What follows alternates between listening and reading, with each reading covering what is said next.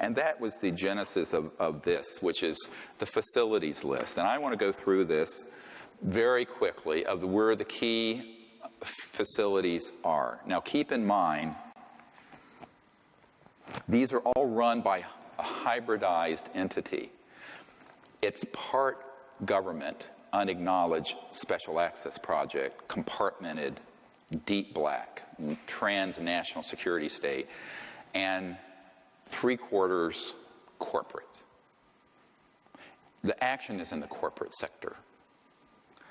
But at each of these bases, there are contractors who run the operations. Do you understand how this works? In other words, the government doesn't do that much. The government does WFO, work for others. So they issue contracts. So you'll have Bechtel Corporation, or you'll have Lockheed Martin, or you'll have whatever. So, but the key facilities I want to go through, and there are others. This is a list that I updated it for the president in 2009. A very chief one is Edwards Air Force Base, and there's a whole constellation there. Haystack Butte, China Lakes, George Air Force Base, the retired Norton Air Force Base, Tabletop Mountain Observatory, which is run ostensibly by NASA, and Blackjack Control. So I had a source at Blackjack Control associated with the Edwards-related facilities, but the Blackjack team you saw on that list was Nellis. So there's Blackjack Control and Blackjack Team. And then there are aerospace facilities, and these are all DUMBs, Deep Underground Military Bases, or UGBs for short, underground bases. Northrop, the Anthill Tejon Ranch. McDonnell Douglas, the Llano Plant. Lockheed Martin, Hellendale.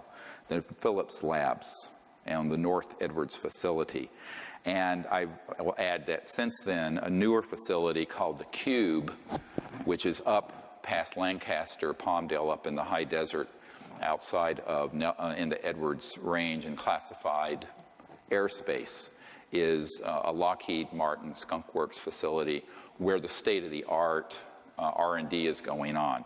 Keep in mind that Lockheed and Northrop have multiple generations since 1954 of what you would call a UFO, man-made UFO, that are, as the head of the Lockheed Skunk Works said to several people on my team, including Jan Harzan, the new head of MUFON, the Mutual UFO Network. He's an IBM executive that's retired. I've been friends with him since the 20s, since the 90s.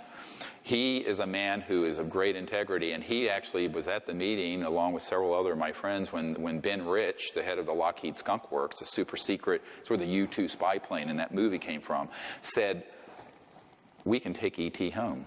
We already have the technologies to take ET home, and ended his presentation with a slideshow of a black disc going out into space. Sounds fantastic? No, it's not. This is the head of the Lockheed Skunk Works. So we're flying around on jets, which are basically a vacuum tube that's pressurized with a bomb, a pre-positioned bomb called explosive jet fuel A that you're flying on, thousands of gallons of, when we have had these things since the 50s. How ridiculous. We're sending our astronauts up on rockets that blow up and kill them like the shuttle astronauts when we've had these things since the 50s. This is criminal. It's outrageous. But that's the way it is. So this is how it's developed. And then I just wanted to let you know that this new facility, the Cube, is, I have an engineer that I've met with who works in that facility.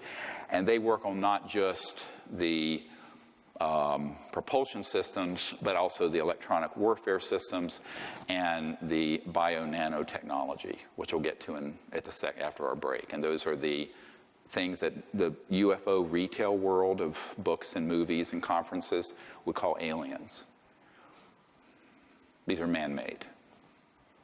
They have integrated circuits in their brains, and they walk around. They're little gray or reptilian or creepy-looking things. These are man-made, 100%. And I know the men working on that, but the Cube is associated. That's one facility associated with those. Another facility is Dulce, another one is Pine Gap. So the other, of course, you've all heard Nellis Complex, it's Area 51. More specifically, it's S4, S9, and S12. Those are compartmented areas. You have to have a password and biometrics to get into them. Pahut Mesa and Area 19 and Groom Lake. These are all things that have been provided to our government officials. In New Mexico, you have the Los Alamos National Laboratory. It has an underground connector, underground, that goes to the Dulce complex, which most people don't think can really exist, because you go to Dulce, there's nothing there. Remember this simple fact: nothing critical is above the surface of the ground. It's either in space or it's underground. Everything, including White House facilities and Pentagon. Everything critical is underground. The the Kirkland Air Force Base has the Sandia National Laboratories and the Defense Nuclear Agency, Phillips Labs again, Manzano Mountain Weapons Storage Facility and underground complex that connects, Coyote Mountain Test Site, north end of Manzano, the White Sands Complex, and again, the Dulce Complex. So Kirkland Air Force Base, and that's outside, of course, Albuquerque. I've been there. In Arizona, a key facility is Fort Huachuca. It's a underground base, most of it, that's critical. It's Army Intelligence Headquarters. There is a storage facility where a man, as of the 1970s, who was on my team, worked in it, and at that time, they had 9 extraterrestrial spacecraft that had been down using these electromagnetic pulse scalar weapons, and a whole lot of different ET species that were frozen there. And that's at Fort Huachuca, ironically near Tombstone. The other ones that I just want to mention, Cheyenne Mountain, which is under the mountain in Colorado Springs, has a dedicated area for just the Deep Space Network tracking of interstellars that are in our solar system.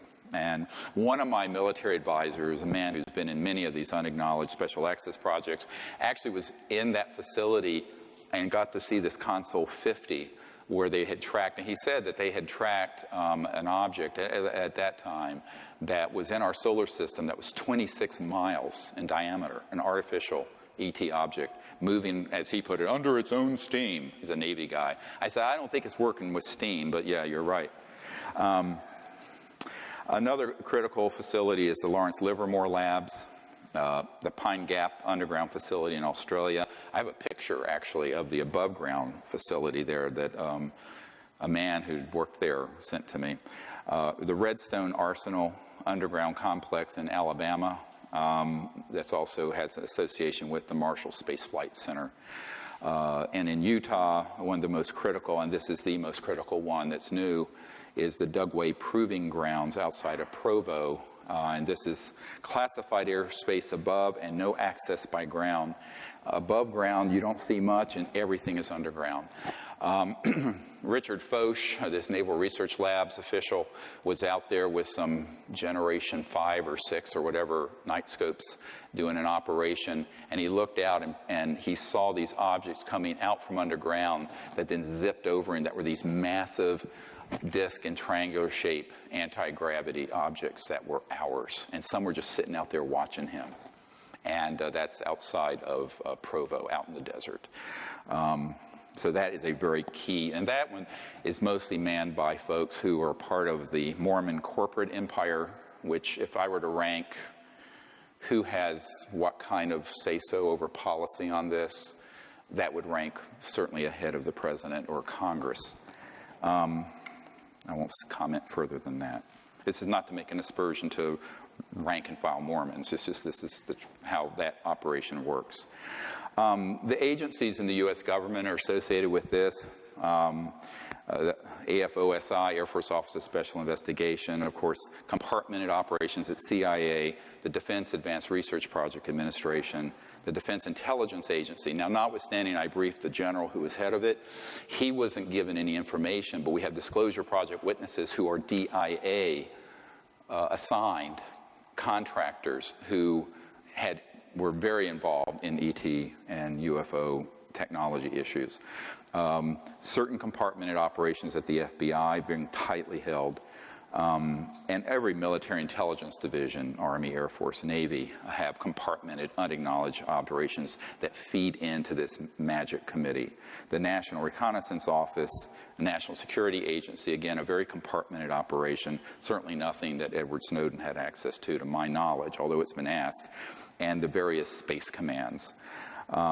Private corporate entities include BDM Corporation. Bechtel Corporation does most of the underground base construction. I know that the tunnel being built from Los Alamos over to Dulce. For years, people heard, you look and Google this, the Taos, T-A-O-S, hum. A lot of New Agers thought it was like Gaia singing or something. I'm going, no. There's a massive nuclear-powered tunneling device that was going from Los Alamos over to Dulce, and as it was going, it goes through bedrock and glassifies it into this massive tunnel that then anti-gravity electromagnetic vehicles transport people carriers underneath the ground. And as it was going through that bedrock, it caused this vibration. But that was being operated by Bechtel, and I was at a meeting with Stephen Bechtel once, and they are very key. And Booz Allen Hamilton, of course, is who Snowden worked for, but they're a key contractor. They do have a compartmented operation dealing with this. Boeing Aerospace, EG&G, very key facility for creating electronics and also the state-of-the-art nanotechnology implants that are put into abduction victims, people that think they had contact with ETs, but they're actually being abducted by military and corporate folks.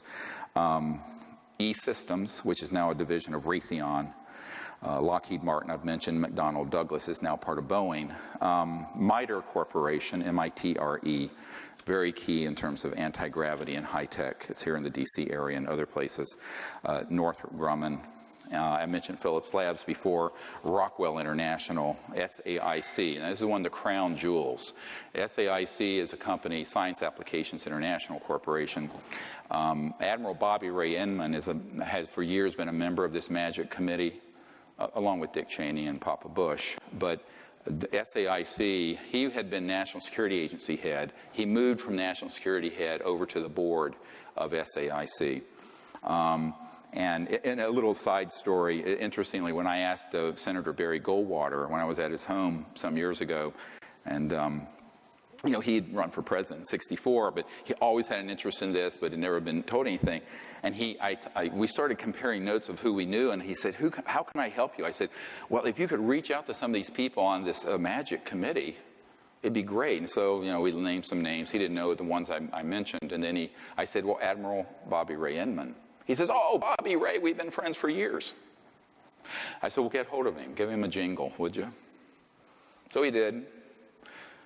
Biggest mistake of his life. He got hold of me. He says, I can't make any more phone calls like that for you. He tore me apart. He tore me a new one. But Admiral Inman, definitely a magic member, as are other chief people on the SAIC. But it's compartmentalized. So, most people work on conventional things there. TRW, Village Supercomputing, Wackenhut, security, does a lot of security for magic. And then there are others as well.